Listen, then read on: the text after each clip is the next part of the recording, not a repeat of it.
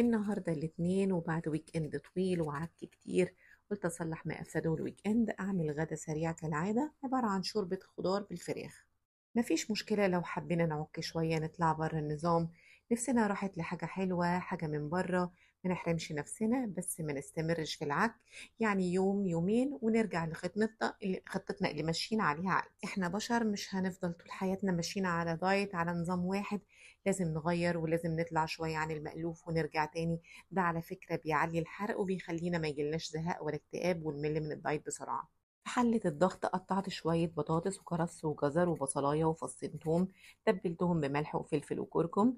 الكركم مليان مضادات أكسدة، بيعلي الحرق، بيزود المناعة.